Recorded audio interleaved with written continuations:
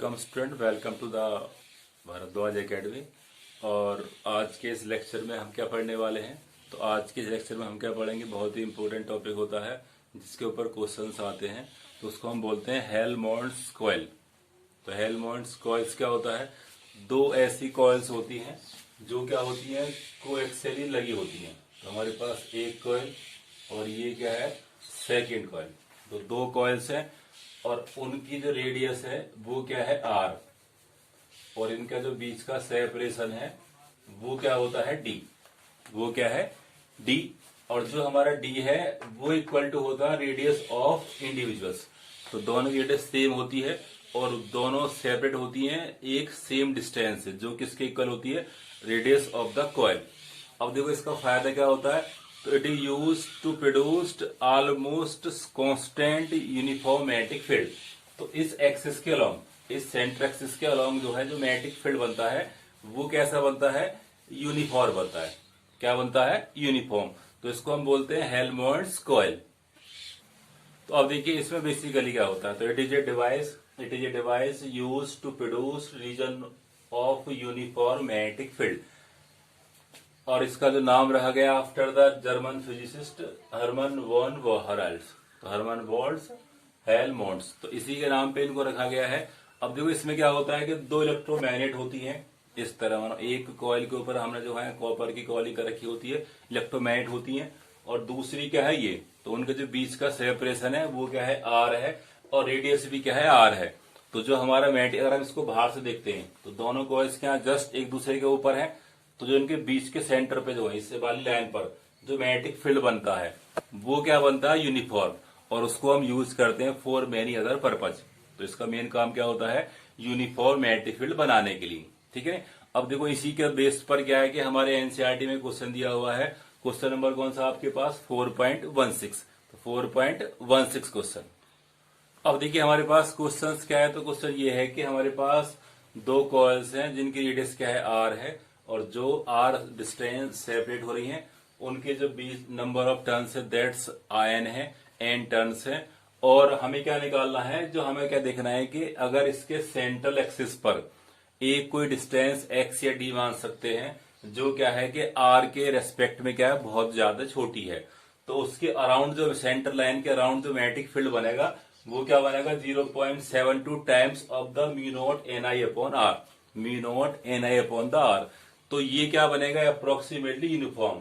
एक पॉइंट मानेंगे इस आर के आसपास, ठीक है, सेंट्रल लाइन के एक्सिस के आसपास, जहां पर मैग्नेटिक फील्ड कितना बनना है, इतना बनना है। तो हमें ये क्या है, प्रूव करना है। Theorem type based question. और एक इस पर बेस्ड है हेल्महोल्ट्ज कॉइल। तो आपको दे रखा है कि एक हमारे पास हेल्महोल्ट्ज कॉइल है, उसके सेंट्रल एक्सिस लाइन के पास कोई डिस्टेंस एक्स या डी मान सकते हैं। वहां पे हमें मैग्नेटिक फील्ड कितना दिखाना है, दिस मच। तो मैग्नेटिक फील्ड इतना होना चाहिए। अब देखिए हम इसको स्टार्ट करते हैं। तो हमें क्या पता है कि हम एक सिंगल कॉइल की बात करते हैं। तो हमने निकाला था magnetic field due to circular coil at the axial point. तो ये क्या था हमारे पास, ये एक्स डिस्टेंस पर, मानो सेंटर से डिस्टेंस पर रखा गया है। और ये क्या है, इसका पोजीशन वेक्टर। तो मैग्नेटिक फील्ड कितना आया था आपके पास, Bx। तो Bx कितना आता था हमारे पास, mu naught I R square upon 2, R का क्यू। अब आर कितना हमारे पास, X square plus R square की पावर 3/2। तो ये एक्सप्रेशन किसका आता है हमारे पास, एक सिंगल कॉइल का, एक सिंगल कॉइल का। अब हमें देखना है कि जो हमारा मैग्नेटिक फील्ड है इस कॉइल में क्या होता है। तो हमारे पास हम क्या मानेंगे, लेट ये क्या है, इसका O पॉइंट है और ये क्या डिपेंड करेगा, R/2। क्योंकि दोनों के बीच का सेपरेशन कितना है, R है। दोनों के बीच की डिस्टेंस क्या है, R है। तो मिड पॉइंट क्या हो जाएगा हमारे पास, R। अब हम कह रहे हैं कि इस सेंटर के आसपास कोई बहुत छोटी सी डिस्टेंस, ये लेट हमने यहाँ पे क्या मान ली, ये क्या मान ली, Q मान ली। ये कोई Q पॉइंट है, या इसको क्या मान लेंगे, P पॉइंट मान लिया। क्या मान लिया, P पॉइंट। ठीक है नहीं। तो हमें निकालना है कि इस कॉइल का मैग्नेटिक फील्ड इस पॉइंट पर, और इस कॉइल की वजह से मैग्नेटिक फील्ड आएगा इस पॉइंट पर। और दोनों मैग्नेटिक फील्ड यदि एक तरफ है तो जुड़ जाएंगे, और अलग अलग है तो क्या है, नहीं जुड़ते। बट क्योंकि हमारे पास डायरेक्शन क्या है, सेम डायरेक्शन में है, करंट कहां पर हमारे पास सेम डायरेक्शन मूव करती है, तो दोनों के मैग्नेटिक फील्ड क्या है, जुड़ जाते हैं। ठीक है नहीं। अब देखो हम कह सकते हैं कि हमारे पास एक कॉइल है उससे डिस्टेंस कितनी पड़ती है। तो हम कह रहे हैं कि ये डिस्टेंस हमारे पास x है, ये डिस्टेंस क्या होती है, p की। तो हम कह रहे हैं कि वहां इस डिस्टेंस को हमने क्या मान लिया, ये क्या है आपके पास, d है। ये क्या है, डी है। ठीक है ना। अब देखो हमें देखना है कि इस ओ के आसपास निकालना है, तो हम कह सकते हैं कि तो हमारी एक डिस्टेंस क्या बन जाएगी, तो हमारे इसको वैल्यू माने 1, तो C1 इसको कह रहे हैं C2, तो C1 की डिस्टेंस क्या बन जाएगी हमारे पास कि R/2। अब देखो डिस्टेंस क्या R/2 है, और यहां से क्या है डिस्टेंस, हमने क्या माने कि ये यहां से है, ये यहां से क्या है एक डिस्टेंस D है, तो डिस्टेंस थोड़ी सी क्या हो जाएगी, घट जाएगी, तो क्या हो जाएगा माइनस के D। ऐसे यहां से क्या हो जाएगा, मानो यहां से क्या R/2, यहां से ये डिस्टेंस क्या हो जाएगी, थोड़ी सी बढ़ जाएगी, तो C2 से क्या हो जाएगी फ्रॉम, और यहां पे क्या आ जाएगा फ्रॉम C2, तो क्या हो जाएगा R/2 प्लस D। ठीक है, तो यहां पे जो x है वो क्या डिपेंड कर रहा है R/2 माइनस D, और x क्या डिपेंड कर रहा है R/2 प्लस D। दोनों की वैल्यू को हम क्या करते हैं इसमें पुट कर देते हैं। जब दोनों की वैल्यू को पुट करते हैं तो B1 कितना आएगा, C1 की वजह से तो क्या बन जाएगा μ0 I, और देखो यहाँ पे n टर्न्स भी हैं, तो क्या बन जाएगा R², और नीचे क्या आएगा आपके पास 2, और यहाँ पे क्या आएगा R/2 माइनस D का स्क्वायर, और प्लस क्या हो जाएगा R²। ठीक है नी, और इसकी पावर क्या हो जाएगी 3/2, पावर क्या हो जाएगी 3/2। तो इसको हम कह सकते हैं कि μ0 I n R²/2। अब इसको हम बोल सकते हैं कि इसको ऊपर ले सकते हैं, तो हमारे पास क्या हो जाएगा R/2 माइनस D, और माइनस प्लस R², और यहां पे क्या हो जाएगी पावर माइनस के 3/2, पावर क्या होगा इसकी माइनस के 3/2। ठीक है ना। एक ही बात है, थोड़ा मैंने एक्सप्रेस करने का तरीका बदल दिया है। अब हम कह रहे हैं कि B2 क्या हो जाएगा, तो सेम यहां पे क्या आ जाएगा B2, तो क्या बन जाएगा μ0/2 I n R²। अब देखो यहां पे क्या आ जाएगा सिंपल R/2 प्लस D, और प्लस R² की पावर माइनस के 3/2, माइनस के 3/2। ठीक है ना। अब देखो ये क्या आ गया हमारे पास, एक कॉइल की वजह से और सेकंड कॉइल की वजह से। अब हमें क्या देखना है कि टोटल मैग्नेटिक फील्ड कितना आता है, तो पहले आप इसका स्क्रीनशॉट लीजिए। तो अब देखो हमें करना है इसको थोड़ा सा सॉल्व करना, थोड़ा टिपिकल है बट जो है इतना टिपिकल नहीं है, हम इसको आसानी सॉल्व कर सकते हैं। अब देखो जो नेट मैग्नेटिक फील्ड आएगा दोनों क्योंकि एक तरफ है, तो क्या हो जाएगा दैट विल बी एड, तो दोनों मैग्नेटिक फील्ड क्या हो जाएंगे, जुड़ जाएंगे। अगर दोनों जुड़ जाएंगे तभी क्या बनेगा, यूनिफॉर्म मैग्नेटिक फील्ड बनता है। अब देखो हमें करना है इसको सॉल्व करना है, तो जब यूनिफॉर्म मैग्नेटिक फील्ड निकालने को μ0/2 I n R², दोनों में आएगा तो हम इसको कॉमन ले सकते हैं। तो क्या करा हमने इसके लिए, तो μ0 I n R²/2 हमने क्या लिया, कॉमन लिया। अब देखो यहां पे क्या बचेगा आपके पास R/2 का स्क्वायर, और R/2 माइनस D का स्क्वायर, और प्लस R² की पावर माइनस के 3/2, और प्लस, अब हम क्योंकि कॉमन ले चुके हैं तो यहाँ पे क्या बचेगा हमारे पास में, यहाँ पे क्या बचेगा R/2 प्लस D का स्क्वायर। अब यहाँ पे हम छोटा ब्रैकेट लगा सकते हैं, और प्लस क्या हो जाएगा R², और ये छोटा ब्रैकेट, और इसके बाद यहाँ पे क्या आ जाएगा स्क्वायर ब्रैकेट की पावर 3/2।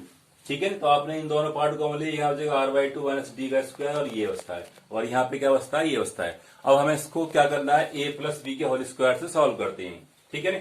अगर हमने अगर यहाँ पे a² plus B² plus 2ab, तो देखो यहाँ पे क्या आएगा आपके पास, अब हम क्या कह रहे हैं कि यहाँ पे क्या आएगा μ0 n I R²/2। अब देखो यहाँ पे क्या आ जाएगा, तो R²/4 a² प्लस B² और माइनस क्या आएगा 2R/2 इंटू क्या आएगा D। ये क्या बन गया a² प्लस B², और ये क्या बन गया स्क्वायर ब्रैकेट हमारे पास खुल गया, तो यहाँ पे क्या बन जाएगा R², और पूरे की पावर क्या है माइनस के 3/2। ठीक है। अब देखो सेम क्या आएगा, यहाँ पे आता है हमारे पास, तो क्या बन जाएगा R²/4 प्लस D², और यहाँ पे क्या आ जाएगा 2। अब देखो कितना आएगा, यहाँ से कट जाता है, यह लिख सकते हैं इसको RD। ठीक है, और प्लस क्या हो जाएगा R² की पावर माइनस के 3/2। अब देखो ये क्या R²/4, और ये क्या R², तो क्या बन जाएगा 5r² अपॉन 4। तो यहाँ पे क्या बन जाएगा म्यू नॉट एन आई आर स्क्वायर अपॉन 2। यहाँ पे क्या आ जाएगा 5r² अपॉन 4 और प्लस d² और माइनस क्या आ जाएगा rd e⁻³ और प्लस यहाँ पे क्या आ जाएगा 5r² अपॉन 4 और प्लस यहाँ पे क्या आ जाएगा d² और यहाँ पे क्या आएगा rd और यहाँ पे क्या आ जाएगा (-3/2)। सिंपल है, हमने अगर इसको थोड़ा सा सॉल्व कर दिया। अब देखो यहाँ पे क्या है 5r² 3/2 और देखो अगर हम इसमें से इस वाले पार्ट को कॉमन ले लें तो 5r² अपॉन 4 और 5r²अपॉन 4 दोनों में से कॉमन ले लें तो यहां से भी कॉमन आएगा, यहां से भी कॉमन आएगा। ठीक है। तो पहला आप इतने पार्ट का स्क्रीनशॉट लीजिए। ओके स्टूडेंट, अब आगे देखते हैं हम क्या करते हैं। तो हमने अगर इसके अंदर जो है म्यू नॉट INI_r² इतना पार्ट आ गया। अब हमें करना है इसको थोड़ा सॉल्व करना है। तो क्या करा आपके लिए इसको म्यू नॉट NIR²/2। अब हमने करा देखो यहां से 5r²/4 की पावर (-3/2) हमने क्या करा कॉमन ले लिया। ठीक है। नहीं सॉल्व करने तरीका आप कैसे भी कर सकते हैं। तो जब यहां से कॉमन लेंगे तो यहाँ पे क्या आ जाएगा 1 प्लस यहाँ पे क्या आएगा d² अपॉन ये पूरा। तो क्या बन जाएगा नीचे क्या आ जाएगा हमारे पास 5r², यहाँ पे क्या हो जाएगा 4 माइनस rd। तो यहाँ पे क्या हो जाएगा आपके पास 5r² इंटू 4 की पावर (-3/2)।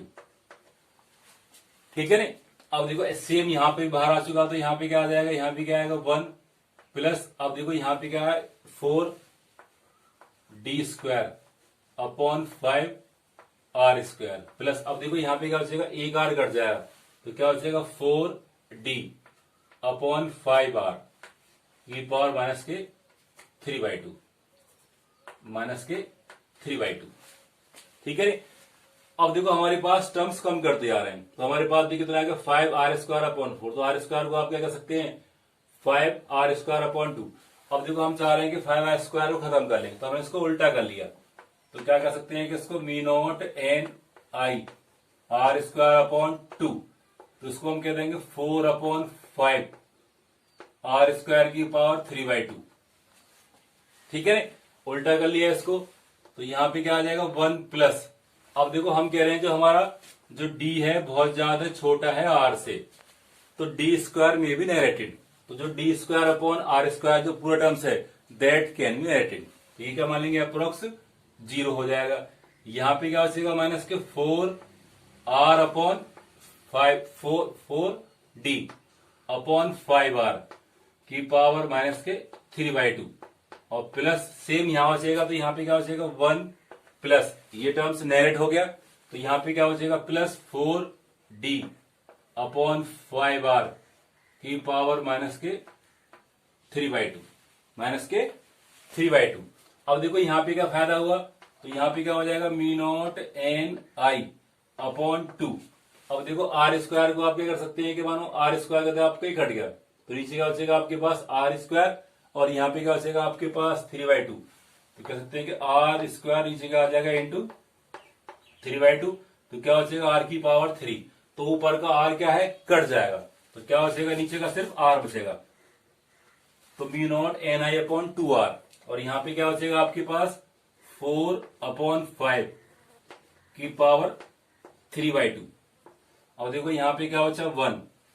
ठीक है। ना अब देखो यहाँ पे करेंगे आप इसको यूज करेंगे binomial expansion using binomial expansion. देखो इसका मतलब क्या होता है अगर आपके पास a प्लस b है इसकी पावर क्या है प्लस माइनस n कुछ भी है चाहे प्लस की है चाहे क्या है माइनस की है तो ये क्या बन जाता है a प्लस यहाँ पे लगा देंगे सेकंड टर्म इसकी मल्टीप्लाई हो जाती है तो प्लस माइनस जो भी है और यहाँ पे n और यहाँ पे क्या बन जाएगा ये b। तो इससे क्या हो जाएगा टर्म्स कहाँ आ जाएगा अंदर। तो जब इसको अंदर लेके आएंगे तो क्या बन जाएगा माइनस क्या हो जाएगा प्लस। तो यहाँ पे क्या हो जाएगा 4d अपॉन 5r और ये क्या आ जाएगा 3/2। तो क्या बन जाएगा ये 2। तो क्या बन जाएगा 6d upon 5r 6d upon 5r। अब इसकी पावर खत्म हो जाती है, तो यहाँ पे क्या हो जाएगा +1। अब देखो यहाँ पे क्या आएगी, अंदर क्या आ जाएगा -k, तो यहाँ पे क्या आएगा -k। अब यहाँ पे क्या आ जाएगा 6d/5r, 6d/5r। तो ये कर सकते हैं हम इसको। तो इससे क्या आ जाएगा हमारे पास, अगर इस टर्म्स को हम जो है थोड़े हमने क्या करा था, एक्स्ट्रा लिखा था, अब क्या करा यहाँ पे देखो, तो ये क्या बन गया हमारे पास, ये 3/2, तो ये क्या 6/2, और ये क्या होगा प्लस माइनस, तो दोनों क्या होते हैं, कट जाते हैं। तो यहाँ पे क्या आ जाएगा μ0n/2r। अब देखो हम कह रहे हैं कि यहाँ पे क्या आएगा, तो इसको हम कह देंगे 2⁻3, तो क्या बन जाएगा 8। तो यहाँ पे क्या आ जाएगा 8, और नीचे क्या आ जाएगा हमारे पास √125, और यहाँ पे क्या बचेगा 1, प्लस ये और ये टर्म्स क्या हो जाएंगे, कट जाएंगे। तो यहाँ पे क्या बचेगा हमारे पास, दो टर्म्स कट जाएंगे, तो क्या आ जाएगा 1, तो अंदर क्या बचेगा 2, अंदर क्या बचेगा 2। ठीक है ना। तो पहला आप इतने पार्ट का स्क्रीनशॉट लीजिए। ओके, तो हम इसको करते हैं, ऊपर वाले पार्ट को रब कर देते हैं। तो अब देखो हमारे पास कितना आ गया, जो बी आ रहा है, तो बी कितना आ रहा है μ0n/, अब देखो ये 2 और ये 2 क्या हो जाएंगे, कट जाएंगे, तो क्या हो जाएगा r। ठीक है। अब हमारे पास क्या बचा, ये क्या बचेगा 8/√125 टाइम्स है इसका, बस हमें क्या प्रूव करना था 0.72। तो क्या करा हमने, इसको सॉल्व करा, तो 8 जब √125 को सॉल्व करते हैं तो वैल्यू कितनी आती है μ0ni/r, तो अप्रोक्स में कितनी आ जाएगी 0.711, तो इसको 72 मान लेंगे।